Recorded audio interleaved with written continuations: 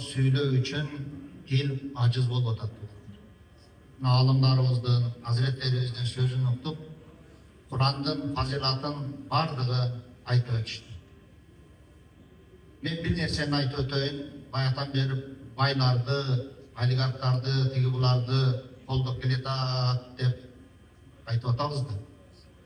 Куран ушундай мужиза экен, мен өзүм күбө болгон бир фактын айтып коеюн. Замир Каракебиз муфти болуп турганда 24 саат Куран окулсун деген буйрукту бардык облустарга берген. Ошондо биз Курорттогу Мусталы Улуу Нуркожо ислами маданий борборунда 24 саат Куран окууну баштадык. Эң алгачкы Фатиха сүрөсүн бүгүнкү Кыргызстан мусулмандарынын азирети муфтийи Абдулазиз Карыга микрофонду сунуп, мына ушул Карекебиз баштап берген. 24 саат Куран окуп турган карыларды курсагын тойгузуп туруш, алар жатыш эмес, курсагын тойгузуп туруш биз үчүн кыйын болуп калды. Ага коңгуроо кылабыз, буга коңгуроо кылабыз. Мына ошолардын арасынан Куран бир эле байлардын байлыгына муктаж эмес экендигин Алла Таала далилдеди.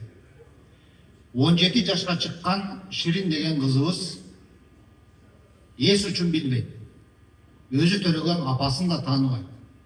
17 жылдан бери хостелде жатат. Ата-энеси ушул Ширинге окшогон орукчандарга пайдасы тийсин деп бир кайрымдуулук яшик ачып коюшту. Ал көпчүлүгүбүз балам ооруп атат деп көрүнгөнгө колубузду сунуп жүрөбүз.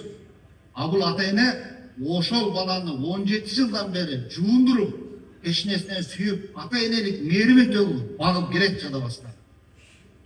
Ошонун кайрымдуулук фондунан Куран окуп турган карыларыбызга 47 000 сом кайрымдуулук кылды.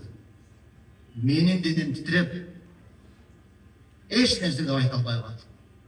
Аллахым өзүнүн атын билбеген, бул жарык дүйнөнү тааныбаган, ата-энесин тааныбаган, бирок тирүү жаткан инсанга салымдаштырып койду. Урматтуу жамаат, биз бүгүн эки бутта тике турабызбы? Эки көзүбүз көрүп ата-энебизди таанып турабызбы? Эгерде биз Куранга салым кошпосок, анда эртең акыретке барганда жообу кыйын болуп калыштыгы мен өз көзүм менен көрүп, жүрөгүм менен сездим тууган. Ошон үчүн Куран дегенде эчтекебизди аябашыбыз керек экен. Убайдулла ажым айтып өтүп кеткендей, кээ бир жерлерден угуп жүрөбүз. Мына мен нарында таза болуп турганымда дагы Авталадан 4 академик чыккан деп элдерди сыймыктанып келет. Биз бүгүн Жалал Абадтар сыймыктанып келебиз. Бизден 4 муфти чыккан. Анын экөөсү муфтилик даражадагы ошол кездеги статус казы.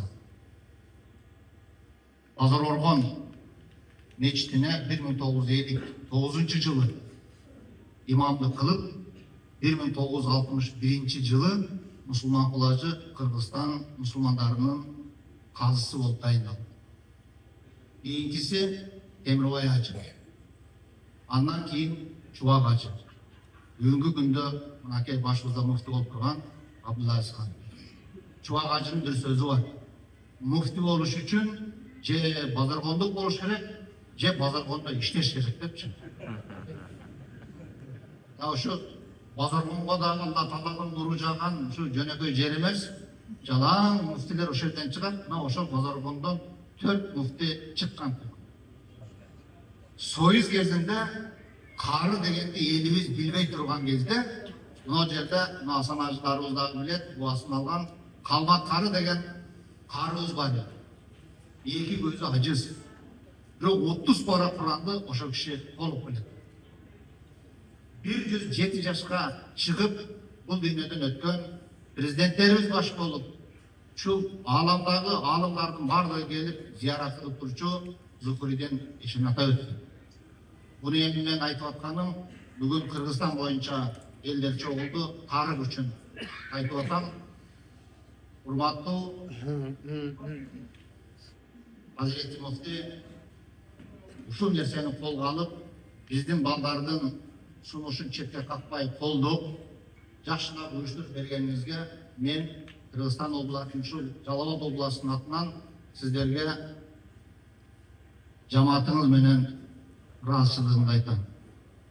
Бул нерсени уюштуруш, бул нерсенин жоопкерчилигин моюнга алыш өтө кыйын. Мындан башка дагы сиздин ошончо ишиңиз бар.